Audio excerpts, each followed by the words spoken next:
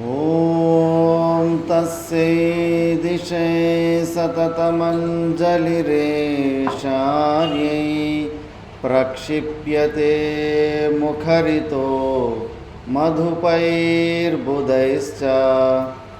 जागर्ति यत्र भगवान् गुरुचक्रवर्ती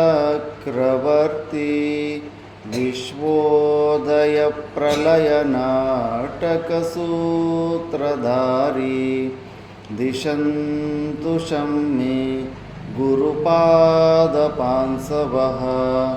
दिशन्तु मे గురుపాదపాంసవః.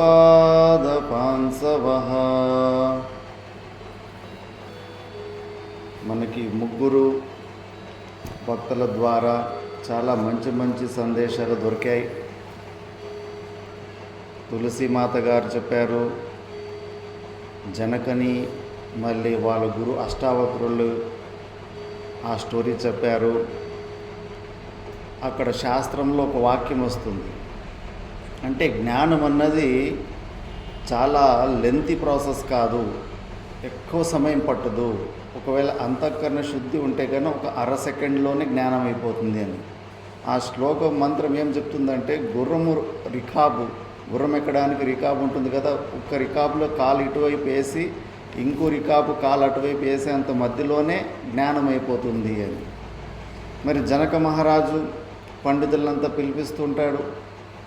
ఆ శ్లోకం ఇది సత్యమా అంటాడు. అవును నిజమే, శాస్త్రం మాట, శాస్త్రం మీద అనుమానం పెట్టద్దు అంటారు. మరి నాకు మోక్షాన్ని ఇప్పియండి అంటారు. మోక్షాన్ని ఇప్పికపోతే కన్నా లోపలంతా బందీ, లోపలే ఎప్పటి వరకు నాకు మోక్షం లేదు అప్పటి వరకు వాళ్ళంతా బందీ చేస్తూ ఉంటారు. ఇలా అష్టావక్రుల తండ్రి కూడా అలా పోయి ఇరుక్కుపోయాడని తెలిసిన తర్వాత అష్టావక్రుడు అక్కడికి వస్తూ ఉంటాడు.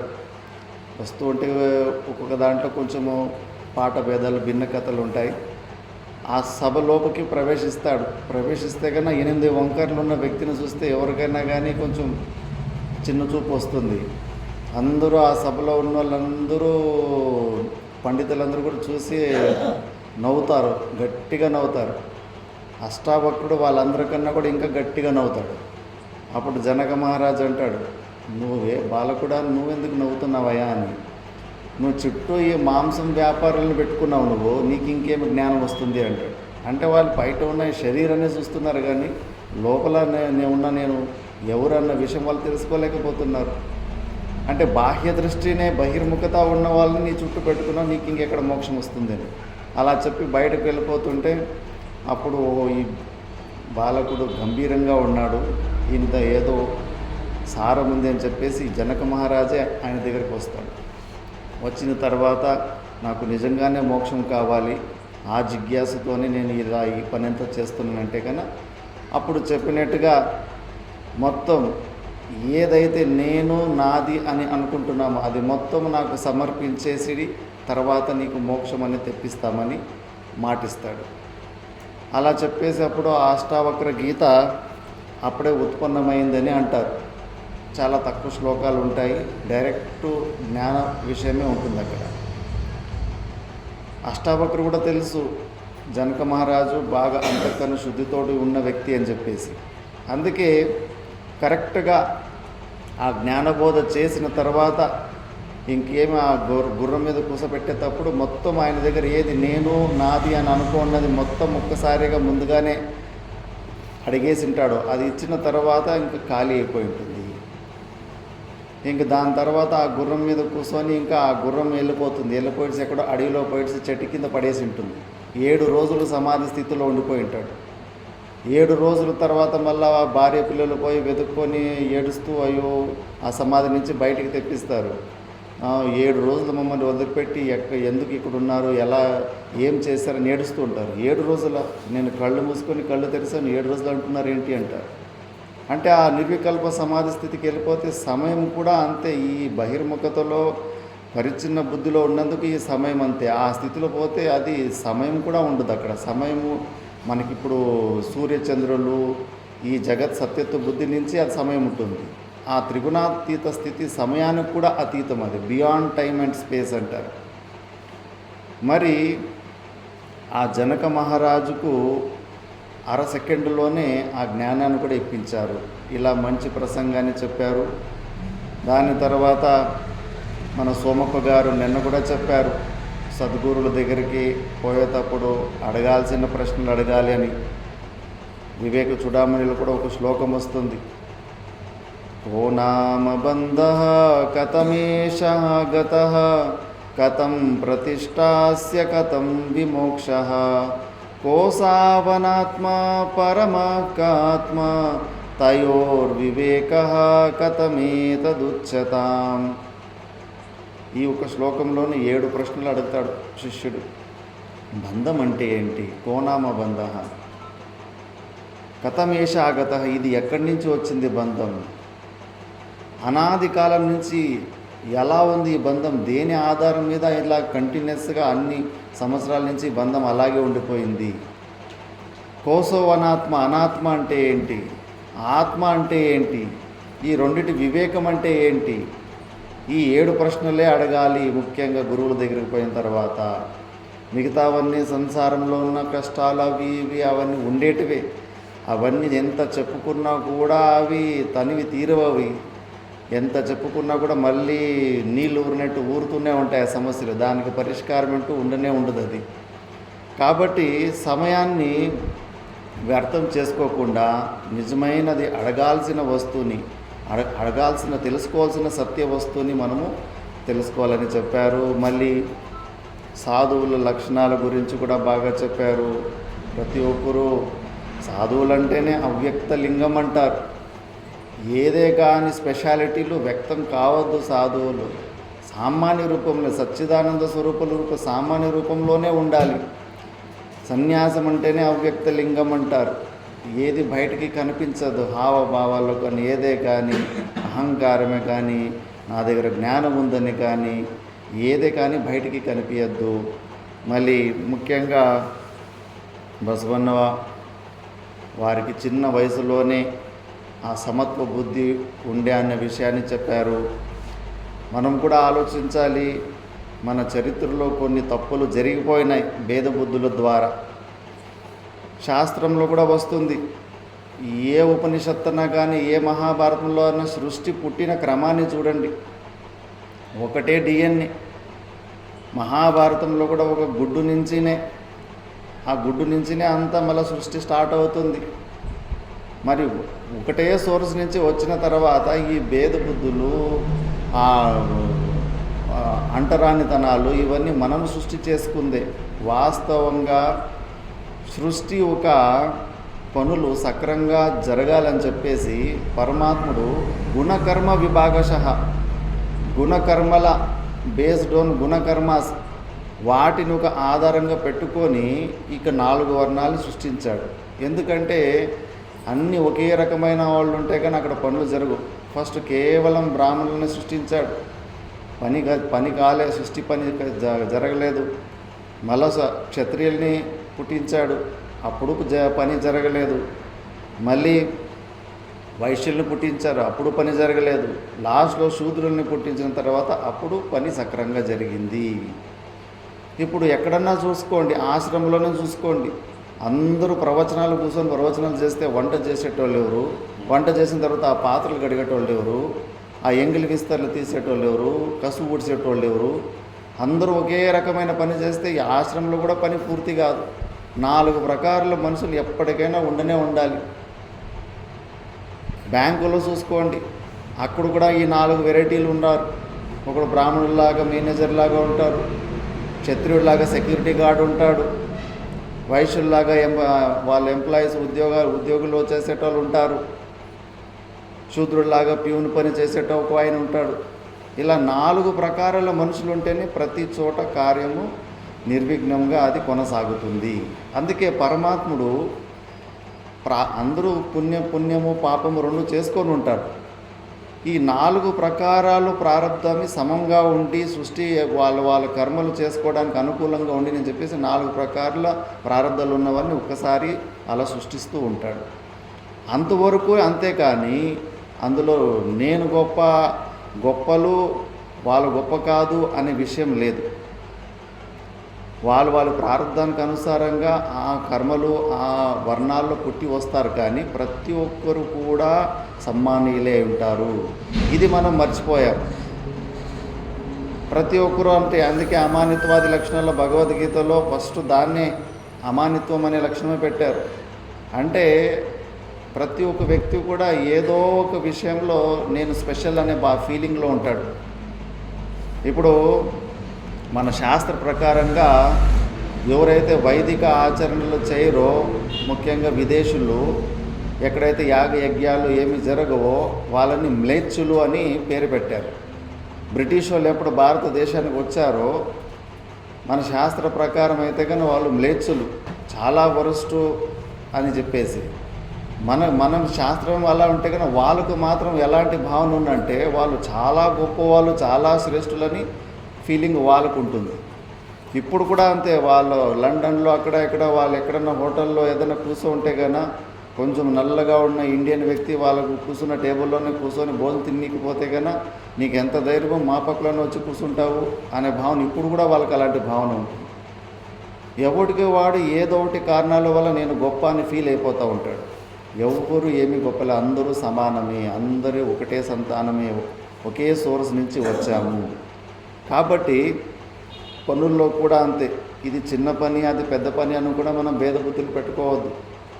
శ్రీకృష్ణ పరమాత్ముడు రాజసు యాగంలో అందరూ మంచి మంచి టాప్ పనులు పెట్టుకుంటారు. వడ్డించే పని ఒకరు, దాన ధర్మాలు చేసే పని ఒకరు, కానీ కృష్ణ పరమాత్ముడు ఎంగిలి విస్తరాకులు ఎత్తే పని పట్టుకుంటాడు. అక్కడే గొప్పతనం ఉంటుంది. కాబట్టి పనుల్లో కూడా ఏ భేదభావాలు ఉండవు. ఈ విషయము శుద్ధ అంతఃకరణముగా ఒక సాధువులకే అర్థమవుతుంది. అందుకే బసవన్నకు కూడా ఆ చిన్న వయసులోనే ఆ తత్వం తెలిసింది కాబట్టి అప్పుడే ఆ వివేకం ఉంది. ఇది మన సమాజంలో, మన హిందూ సమాజంలో విడిపోవడానికి, ఒక ప్రకారంగా మత మార్పులు జరపడానికి కూడా ముఖ్యంగా కారణం ఈ భేదబుద్ధులే. ఈ విషయం తెలుసుకోకుండా మనం ఒకరినొకరు నేను గొప్ప కాదని ఇంకా మాకు కూడా వచ్చి చెప్పడానికి పోతారు. ఇలా కాదు, వాళ్ళు రావద్దు, ఆశ్రమంలో రావద్దు, కొంతమంది రాకూడదు, తినకూడదు అని. సాధువులకి ఏమాత్రం అలాంటి భేదబుద్ధులు ఉండవు. మనము మారాలి, సత్యాన్ని తెలుసుకోవాలి. శాస్త్ర ప్రమాణం ఉంది. ప్రతి ఒక్కరు కూడా ఆ పరమాత్మని ఒక సంతానమే. సోర్సుని వెతకాలి. శాస్త్రం చదివితే తెలుస్తుంది.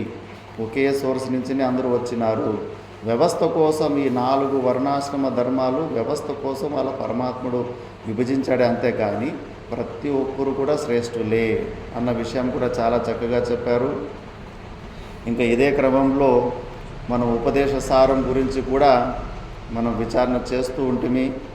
ఆ విచారణలో 3 ప్రకారాల అధికారుల గురించి మనం విచారణ చేసుకుంటుంది.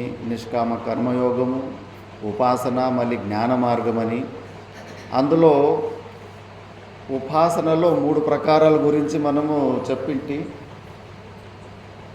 ప్రతీక ఉపాసన, సంవర్గ ఉపాసన, మళ్ళీ అహంగ్రీ ఉపాసన అని చెప్పేసి ఈ 3 ప్రకారాల ఉపాసనల్లో ప్రతీక ఉపాసన అంటే నికృష్టంలో ఉత్కృష్ట బుద్ధి.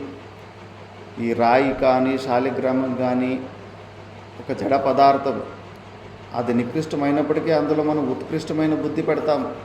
ఆ శివలింగమే ఈశ్వరుడు అనే బుద్ధి పెడతాం మనం. అలా మనము ఆ గుణచింతనలు, ఆ శివుడి గుణాలు, ఆ చరిత్ర పురాణాలు చదివి ఆయన గుణాల గురించి మనము గుణచింతనం, ఉపాసన, ఆ గుణాల గురించి మనము చింతనలు చేస్తూ ఉంటే ఆ గుణాలు కొద్దిగా మనలో వచ్చేస్తూ ఉంటాయి. ఈ ప్రతీక ఉపాసనకి ఫలం ఏంటి అంటే స్వర్గాది లోకాల వరకు వెళ్ళచ్చు, దానికన్నా పైన లోకాలకి వెళ్ళలేము. మళ్ళీ సంవర్గ ఉపాసన అని ఉంటుంది. అది ఉత్కృష్టంలో నికృష్ట బుద్ధి. బ్రహ్మ సృష్టికర్త అయిన బ్రహ్మ ఉత్కృష్టమైన ఉపాధి. మనోబ్రహ్మేతి ఉపాసీత, ఆ బ్రహ్మ నా మనసు అని ఉపాసన చేసుకోవడం. ఈ ఉపాసనలో కూడా స్వర్గాది లోకాల వరకునే దాని ప్రాప్తి. ఇంకోటి అహంగ్రీ ఉపాసన అని ఉంటుంది. ఏ ఇష్టదేవతని మనము చింతన చేస్తామో ఆ ఇష్టదేవత నా స్వరూపమే అయి ఉన్నాడు, నేనే అయి ఉండాను. శివుడు కానిది శివ పూజ చేయలేరంటారు. అందుకే అంగన్యాసము కన్యాసము ద్వారా మన అంగాలని ఆ దైవ అంగాలతోటి మనం శుద్ధీకరణ చేసుకొని మనం ఫస్ట్ శివుని పూజ చేయాలి అని. దీన్ని అహంగ్రీవ ఉపాసన అంటారు. ఈ ఉపాసన చాలా శ్రేష్టమైన ఉపాసన. ఇది బ్రహ్మలోకం వరకు దీని గతి ఉంటుంది. బ్రహ్మలోకంలో క్రమముక్తి కలుగుతుంది. ఇలా 3 ప్రకారాల ఉపాసనలు ఉంటాయి. రమణ మహర్షి గారు కూడా ఇక్కడ దాని గురించి, ఇలాంటి ఉపాసన గురించి చెప్పినారు. జగత ఈషదీ యుక్త సేవనం అష్టమూర్తి దేవ పూజనం ఉత్తమస్తవాదుచ్చమందత చిత్తజం జపా ధ్యానముత్తమం అని. ఇక్కడ జగత ఈషది యుక్త సేవనం, ఈ ప్రపంచాన్ని మనము ఈశ్వరుని ఒక రూపంలో మనము ఆరాధిస్తే కన మనము అనుకున్నది మనకు లభిస్తుంది. కాళిదాసుడు శకుంతల అనే ఒక కావ్యంలో ఈ అష్టమూర్తి అంటే 8 ప్రకారాల ఉపాసన గురించి చెప్పినాడు. పంచమహాభూతాలు, సూర్యుడు, చంద్రుడు, మళ్ళా పురోహితుడు, వీళ్ళు కలిపి 8 ప్రకారాలు. ఈ 8 ప్రకారాల్లో అక్కడ ఒక ఉపాసన ఉంటుంది. ఆ ఉపాసనే కాదు, ఏ ఉపాసనే కానీ మనకు శ్రద్ధ ఎక్కడుందో, పుట్ట కావచ్చు, చెట్టు కావచ్చు, రాయి కావచ్చు, ఎక్కడన్నా కానీ మనం ఉపాసన చేసుకోవచ్చు. మన ఇష్టదేవత బుద్ధి అక్కడ పెట్టుకోవచ్చు. కాకపోతే అక్కడ ఆ హిరణ్య గర్భుడే, సృష్టికర్త అయిన ఆ పరమాత్ముడే ఈ చెట్టు రూపంలో ఉన్నాడు అనే భావనతోటి మనం ఉపాసన చేస్తే మనకు అంతఃకరణ శుద్ధి అనే ఒక ఫలం మనకు దొరుకుతుంది. ఒకటి రష్యా సైన్యంలో ఒక విచిత్రం జరిగింది. శాస్త్రంకి అనుకూలంగా అక్కడ ఒక ఘటన జరిగింది. అక్కడ 2వ విశ్వయుద్ధంలో జర్మనీకు రష్యాకు యుద్ధం జరుగుతున్నప్పుడు రష్యన్ ఆర్మీలో ఒక ట్యాంకు నడిపే ఒక సైనికుడు ఉంటాడు. అతడు ఉపాసకుడు. తనకు తెలుసో తెలియకో ఆ ట్యాంక్, తన తోలిపే మిలిటరీ ట్యాంక్ ఉంటుంది కదా, ఆ ట్యాంకర్ని నా దేవత అని అనుకున్నాడు చిన్నప్పటి నుంచి. దాన్నే ఉపాసన చేసుకుంటూ ఉన్నాడు. తనకి ఆ ట్యాంకులన్నీ మాట్లాడుతూ ఉంటాయి, ముందు వచ్చే ఆపద గురించి చెప్తూ ఉంటాయి. అక్కడ ఆయన జనరల్కు వాళ్ళ మెయిన్ ఒక క్యాప్టెన్కి వాళ్ళకు చెప్తా ఉంటాడు, ముందు అక్కడ డేంజర్ ఉంది, జర్మనీది టెక్నాలజీ చాలా అడ్వాన్స్గా ఉంటుంది. వైట్ టైగర్ అని ఒక ట్యాంక్ ఉంటుంది. అది ఒక ట్యాంకు వీళ్ళు 80 ట్యాంకులు రోజు కొట్టేస్తూ ఉంటుంది. ఇతడు చెప్తా ఉంటే కూడా వాళ్ళు వినరు. మొదలే కమ్యూనిస్టు, అసలు శ్రద్ధే ఉండదు. కానీ 2-3 సార్లు ఇతను చెప్పినట్టే జరుగుతుంది కదా అని చెప్పేసి ఆ జనరల్కి ఒకసారి డౌట్ వస్తుంది. ఒకసారి వీడు అన్నమాట విని చూద్దాం ఏం జరుగుతుందని చెప్పేసి ఆ వ్యక్తి ఆ ట్యాంక్ ఒకసారి కాలిపోయి 90% శరీరం కాలిపోయింటే కూడా బతికేస్తాడు. మళ్ళీ 40%లో అగ్నితోటి మన శరీరం కాలిపోతేనే మనిషి బతకడం చాలా కష్టం అగ్ని ప్రమాదంలో. అలాంటి 90% శరీరం కాలిన కూడా బతికిపోయి ఉంటాడు. మళ్ళీ బతికిన తర్వాత అన్నీ తన పేరు అవి మర్చిపోయింటాడు, కానీ ఆ ట్యాంకు విషయం గురించి మాత్రం అన్ని జ్ఞాపకం ఉంటాయి. చాలా విచిత్రం అనిపిస్తుంది డాక్టర్లకి, ఇదేంటి వింత జరిగింది అని చెప్పేసి. మళ్ళీ ఒకసారి ఆ జనరల్ వాడు చెప్పినట్టు వింటాడు, విని చూద్దాం ఏమేని. ఎప్పుడైతే ఆ వాడి మాట వింటాడో అప్పుడు ఆ జర్మన్ ట్యాంక్ని వీళ్ళు కొట్టేసి గెలిచిపోతారు. గెలిచిపోయిన తర్వాత లాస్ట్లో వచ్చేసి యుద్ధం అంతా అయిపోయిన తర్వాత వచ్చి అడుగుతాడు, అవును నీకు ఈ విషయాలన్నీ ఎట్లా తెలుస్తాయి అంటాడు. ఎట్లేంటి, నాకు నా దేవత చెప్పేస్తుంది అని. ఎవరు మీ దేవత అంటే కన్నా అదో ఈ ట్యాంకే నా దేవత అంటారు. ఎక్కడున్నదో ఆ ఆకాశంలో పైన ఉంది చూడు, కనిపిస్తూ ఉంది. ఎట్లుంటుందంటే ఈ ట్యాంక్ లాగానే పెద్ద సైజులో ఉంటుంది అని చెప్పేసి. మళ్ళీ అక్కడ రిపేరీలో ఉన్న ట్యాంకులు కూడా పేషెంట్ లాగా చూస్తూ ఉంటాడు. అవి కూడా మాట్లాడుతూ ఉంటాయి, ఏ పార్ట్ ఎక్కడ నా రిపేరీ కావాలని చెప్పేసి కూడా అవి చెప్తూ ఉంటాయి.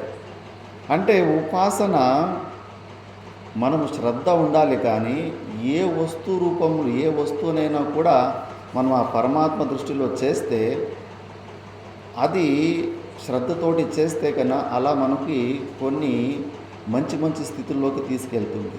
అంతటి ఏకాగ్రత, అప్పుడు అంతఃకరణ శుద్ధి ఉన్న వ్యక్తికి మళ్ళీ జ్ఞానం ఒక్క సెకండ్లో ఆయనకు జ్ఞానం వచ్చేస్తుంది. రామకృష్ణ పరమహంసులు కూడా అంతే, ఉపాసన ద్వారానే ఆ అహంకారాన్ని మొత్తం ఆ కాళికాదేవిలో లయం చేసుకొని ఉంటారు. అందుకే తోతాపురికి ఒక్క రోజులోనే ఆయనకు ఆ నిర్వికల్ప సమాధి స్థితికి పంపించేంత ఈజీగా అనిపిస్తుంది. అందుకే మన అధికార భేదాలు చూసి మన యోగ్యతను చూసుకొని మనకు ఏ మార్గం సూట్ ఉందో అవి చేసుకుంటూ పోతూ ఉండాలి. మళ్ళీ అలా చెప్తూ చేసే మనము ధ్యానం కానీ జపం కానీ ఫస్ట్ ఏది ఉత్తమం ఏది బెస్ట్ అని ఇలా క్రమం తోటి చెప్పుకుంటూ వెళ్తున్నారు. ఇప్పుడు జోరుగా మంత్రాన్ని ఉచ్చారణ చేసుకోవడం వినిపించేలాగా అది ఓకే. దానికన్నా గొప్పది మౌనంగా లోపలే ఆంతరికంగానే మనం జపం చేసుకోవడం దానికన్నా గొప్పది అంటారు. మళ్ళీ మనం చేసే సాధన ఎప్పటికైనా ఆజ్యధారయ శ్రోత్తసా సమం సరళ చింతనం విరళత పరం అని కంటిన్యూస్గా ఉండాలి. మన భక్తి మధ్యలో గ్యాపులు ఉండద్దు. ఆ కంటిన్యూస్గా మన భక్తి ఉండాలంటే మనము పరమాత్మని స్వరూపము చక్కగా తెలుసుకుంటేనే మన భక్తి అట్లా కంటిన్యూస్గా ఉంటుంది. అవ్యభిచారిణి భక్తి అని భగవద్గీతలో వస్తుంది. భక్తిలో కూడా వ్యభిచారం కావద్దు, అవి కంటిన్యూస్గా ఉండాలి అని. మరి కంటిన్యూస్గా మనం పరమాత్మని చింతనలో ఉండాలంటే ఆయన నిజ స్వరూపం తెలుసుకోవాలి. అందుకే భగవద్గీతలో భాష్యంలో దీని గురించి మనకు మంచి వివరణ వస్తుంది. బయట వస్తువులను చూసి మనము సత్తు అసత్ అన్నది విభాగము, ఇది జడ వస్తువు ఇది చైతన్య వస్తువు అని బయట వస్తువులను చూసి మనం విభాగం చేయలేదు. మన బుద్ధిలోనే విభాగం జరిగింది, బుద్ధిలోనే విభాగం చేసుకుంటాము. సత్తు వస్తువుని ఒక బుద్ధి చూస్తూ ఉంటుంది, అసత్తు విషయ అంశాన్ని ఒక బుద్ధి చూస్తూ ఉంటుంది. ఇంతకు ముందు కూడా నేను చెప్పింటి, ఎక్కడన్నా డమరు వాయిస్తూ ఉంటారు. డమరు వాయిస్తూ ఉంటే ప్రపంచంలో ఎక్కడ డమరు వాయించినా కూడా డమరు వాయిస్తున్నాడని సామాన్య జ్ఞానం అవుతుంది. కానీ ఆ డమరులో ఎన్నో స్టైల్ నవరసాలని కూడా వాయించవచ్చు. రౌద్రము సరసము అని అన్ని ఎన్నో ప్రకారంగా నవరసాల్లో కూడా దాన్ని వాయించవచ్చు. మేము కూడా ఎన్నోసార్లు హారతి మా ఆశ్రమంలో జరిగేటప్పుడు కొంచెం లేటుగా వెళ్ళినప్పుడు బయటికి వినిపించేది డమరు వాయిస్తున్నారని ఫస్ట్ సామాన్య జ్ఞానం అయ్యేది. మళ్ళీ ఎవరు మా మిత్రుడు వాయిస్తున్నాడు అది కూడా తెలిసిపోయేది. ఎందుకంటే ఒక్కొక్క స్టైల్ ఉంటుంది వాయించే స్టైల్. అట్లా ఒకటి సామాన్య జ్ఞానము, ఒకటి విశేష జ్ఞానం అని రెండు ఉంటాయి. మనం ఏ వస్తువు చూసినా ప్రపంచంలో అస్థి బాతి ప్రియ నామ రూప ఈ 5 విషయాలే ముఖ్యంగా ఉంటాయి. ఈ మైకును చూస్తున్నాం, మైక్ అస్థి మైకు ఉంది, బాతి మైకు ఉందన్న విషయం మనకు తెలుస్తూ ఉంది. ప్రియము మైకు ఎవరికి మనకు ప్రియం కాకపోతే ఎవరికొకరికి అది ప్రియంగా ఉంటుంది. మళ్ళీ దీనికి ఎక్స్ట్రా ఇంకేమి ఒక నామము పేరు, నామము ఒక రూపము అని చెప్పేసి ఇందులో మనము ఆ నామరూపాలని వదిలిపెట్టేసి అస్థి బాతి ప్రియాలని ఈ అంశాన్ని మనము చూసి అలవాటు చేసుకుంటే అప్పుడు మన భక్తి కంటిన్యూస్గా ఉంటుంది. అది మైకులోనూ ఉంది. మైక్ నుంచి మొబైల్ని చూసినప్పుడు మొబైల్లో కూడా అస్థి బాతి ప్రియ అనే అంశం ఉంది. టేబుల్ని చూస్తామో టేబుల్లో కూడా ఉంది.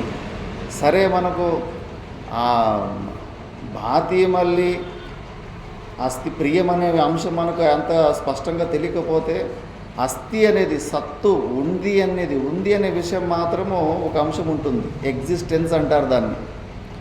అది మాత్రం మనకు ప్రతి ఒక్క వస్తువులోనూ కనిపిస్తూ ఉంటుంది. ఆ సత్తుని మనం బుద్ధి నుంచి ఆ సత్తుని చూసే అలవాటు ఎప్పుడు చేసుకుంటామో, కామన్ ఫ్యాక్టర్ని చూసే అలవాటు ఎప్పుడు చేసుకుంటామో అప్పుడు ఎటు తిరిగినా ఏం ఆలోచించినా కూడా అన్నిటిలో కూడా మనకు పరమాత్మని చింతనే జరుగుతూ ఉంటుంది. అలా కాకుండా స్పెషాలిటీలు, ఇంకో బుద్ధి స్పెషాలిటీలు చూస్తూ ఉంటుంది. ఇప్పుడు ఒకే మట్టితోటి కుండని చేసింటారు, ప్లేటుని చేసింటారు, ఎన్నో రకాలైన వస్తువుల్ని తయారు చేస్తారు మట్టి నుంచి. అక్కడ మనం ఒక బుద్ధి ఆ స్పెషాలిటీలు చూస్తే ఇది కుండ, ఇది ప్లేటు, ఇది ఇంకో వస్తువు అని చెప్పేసి భేద బుద్ధిని తెప్పించేస్తూ ఉంటుంది. అప్పుడు మన ధ్యానం ఆ విశేషాల్లో పెడితే అది బ్రేక్ అవుతూ ఉంటుంది, కంటిన్యూస్గా ఉండదు. ఆజ్యధారయ అట్లా కంటిన్యూస్గా మనము పరమాత్మ చింత చేయలేము స్పెషాలిటీని మన బుద్ధి నుంచి చూసేటప్పుడు. అదే మనం అందులో కేవలం మట్టి రూపంని, మట్టి అంశాన్ని మాత్రం చూస్తూ ఉంటే అది కుండ కావచ్చు, ప్లేటు కావచ్చు, ఇంకో వస్తువు కావచ్చు, ఏ వస్తువుని చూసినా కూడా మనము ఆ కారణీభూతమైన మట్టినే చూస్తూ ఉంటాం. అందుకే పరమాత్మని అందులోనూ పరమాత్ముడు అంతటా ఉన్నాడు అని అన్ని సినిమాల్లో డైలాగులు అన్నీ వింటూ ఉంటాం. ఎలా ఉన్నాడు పరమాత్ముడు, అన్నిట్లో ఎలా ఉన్నాడు, పరమాత్మని దర్శనం ఎలా చేసుకోవాలంటే ప్రతి ఒక్క వస్తువులో, ప్రతి ఒక్క వ్యక్తిలో కూడా ఈ సామాన్య జ్ఞానాన్ని మనం చూసుకోవాలి. యుక్తి ద్వారా కూడా ఆలోచించండి. ఇప్పుడు ఇండియా పాకిస్తాన్ యుద్ధం జరుగుతూ ఉంటుంది. ఈ యుద్ధం జరిగేటప్పుడు భారతదేశం అంతా కూడా మనమంతా ఒక్కటే అన్న భావంతో, ఒక కామన్ ఫ్యాక్టర్ తోటి 140 కోట్ల మంది మనమంతా ఒకటే శరీరంలాగా ఒక ఫీలింగ్ వస్తుంది. అంటే మన బుద్ధి వ్యాపకమైపోతుంది. అంతకుముందు మనము నేను ఆంధ్ర, నేను కర్ణాటక, నేను తమిళనాడు, దానికి గొడవలు, నాది ఈ భాష, నాది ఆ భాష అని ఎన్నో ప్రకారమైన భేద బుద్ధులు ఉంటాయి. కానీ అలాంటి యుద్ధ పరిస్థితుల్లో కొంచెం బుద్ధి వ్యాపకమైపోతుంది. ఎందుకంటే మనం సామాన్యత, భారతీయత్వం అనే ఒక సామాన్య తత్వాన్ని మనం చూసే అలవాటు చేసుకున్నప్పుడు అంత వ్యాపకమైపోతాం. అలాగే ఇంకా నేను మనుష్యత్వం అనే ఒక కామన్ ఫ్యాక్టర్ని బుద్ధి ద్వారా చూసే అలవాటు చేసుకుంటే కనుక 800 కోట్ల మందిలో కూడా మన స్వరూపాలే అయిపోతాయి. అదే ఆ తత్వాన్ని, ఆ యుక్తిని ఇంకాస్త ప్రతి ఒక్క వస్తువులో కూడా ఈ సత్తు అంశాన్ని చూసే అలవాటు చేసుకుంటే ప్రతి ఒక్క వస్తువులో, ప్రతి ఒక్క ఆలోచనలో కూడా, ప్రతి ఒక్క క్రియలో కూడా మనకు పరమాత్మని దర్శనే అవుతూ ఉంటుంది. అప్పుడే మనము ఇలాంటి కంటిన్యూస్గా మనము వ్యభిచారము లేకుండా మనము భక్తి చేయగలము.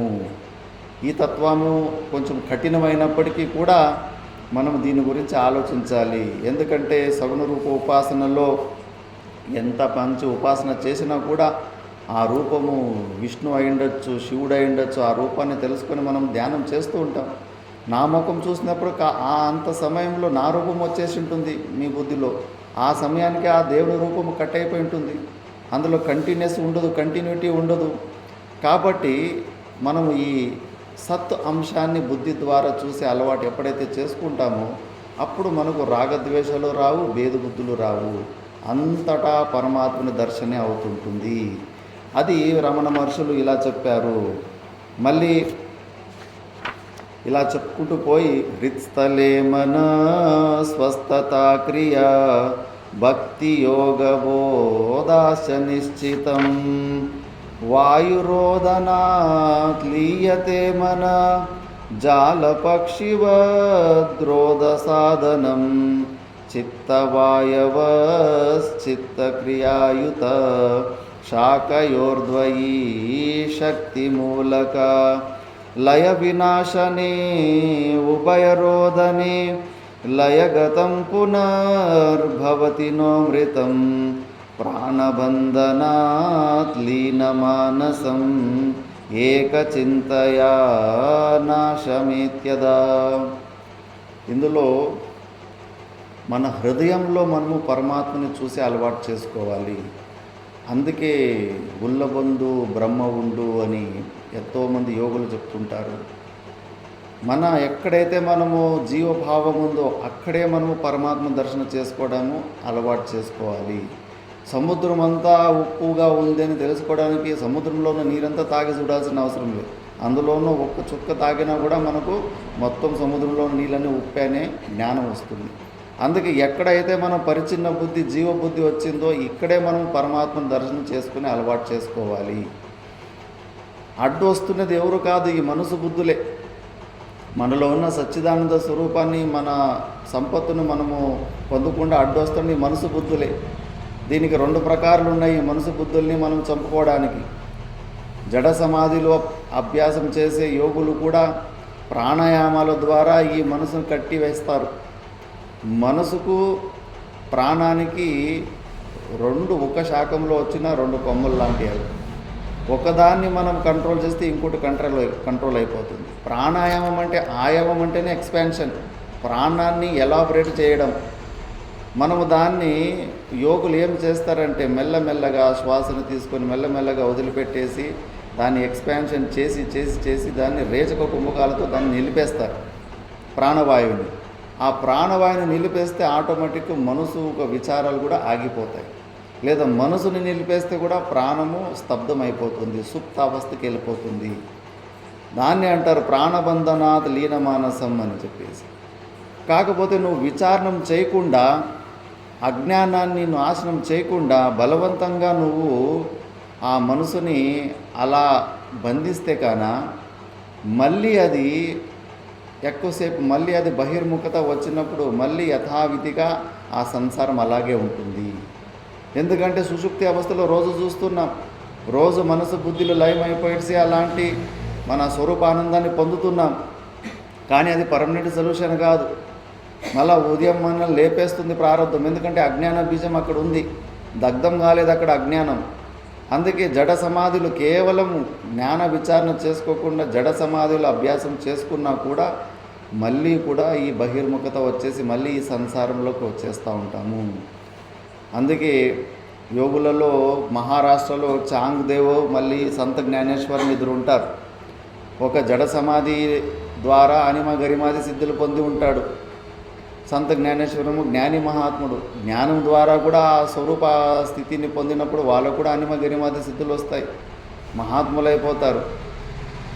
వాళ్ళ శిష్యులకి వీళ్ళ శిష్యులకి గొడవలు వచ్చేసి మా గురు గొప్పన మీ గురు గొప్ప అని ఆ గొడవ ఆయన కాస్త పెద్దగా అయిపోయి ఆ చాంగ్ దేవుడు తన సమాధి స్థితి బయటకు వచ్చేసి ఈరోజు అంతు తేల్చుకోవాలి సంత జ్ఞానేశ్వర నేనా అని చెప్పేసి పులిని వశీకరణం చేసుకొని ఆ పులి మీద కూర్చొని చేతులతో ఇట్లా ఇట్లా అంటూ ఉంటే చెట్లు పక్కకి జరిగేసి దారి ఇచ్చి అలా బాగా ఆడంబరంతో వస్తూ ఉంటాడు.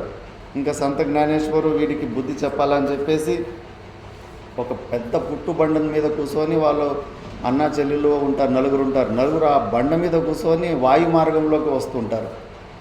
ఆ సీన్ని చూసేసి ఆ చాంగుదేవునికి ఓటమి ఒప్పుకునేస్తాడు. అయ్యో నేను బతికిన జీవుల్ని వశీకరణ చేసేది సిద్ధులు నా దగ్గర ఉంటే వీళ్ళు జడ వస్తువులను కూడా వశీకరణ చేసుకొని ఆకాశ మార్గంలో వస్తున్నారు, వాళ్ళే గొప్ప వాళ్ళని అక్కడ సరెండర్ అయిపోతాడు. అంటే అతడు కూడా ఇలాంటి జడ సమాధులకి వెళ్ళి ఉన్నాడు. కాకపోతే ఈ జగత్తు ఈ మాయ గురించి జగత్తు మిథ్యాత్వ గురించి విచారం చేసుకోకుండా పోయిండు. మళ్ళీ అక్కడ బుద్ధివాదం చెప్పేసి అక్కడ మళ్ళీ ఆ జ్ఞానాన్ని పొందుతాడు. అందుకే మనం కూడా ఆ తప్పులు చేస్తామని చెప్పేస్తే ఇక్కడ రమణ మహర్షులు అంటున్నారు, అలాంటి బలవంతంగా మనసుని మనము బంధించే ప్రయత్నం చేస్తే మళ్ళీ అది స్ప్రింగ్ లాగా మళ్ళీ బయటకు వస్తూ ఉంటుంది. ఫస్ట్ విచారణ చేసి ఆ అజ్ఞానాన్ని అవిద్యాన్ని నష్టం చేస్తే కన్నా ఒకసారి గింజల్ని బాగా వేపిచ్చేస్తే మళ్ళీ అవి మళ్ళీ మొలకలు రావు. అలా జ్ఞానం ద్వారా దాన్ని నాశనం చేసిన తర్వాత మళ్ళీ నువ్వు ఈ ప్రాణాయామాది ఆలంబనాలు పెట్టుకున్నా కూడా అప్పుడు నీకు ఆ నిర్వికల్ప సమాధి స్థితి కలుగుతుంది అని ఇలా మంచి విషయాలు ఉపదేశ సారంలో చెప్పడం జరిగింది. ఇంకా సమయం కూడా అభావము కాబట్టి నా ఒక ఈ వాక్ పుష్పాంజలి ఇంతటితోటి నేను అయ్యమాంబ గారి వారి చరణాలకు సమర్పిస్తున్నాను. ఓం నమో నారాయణ.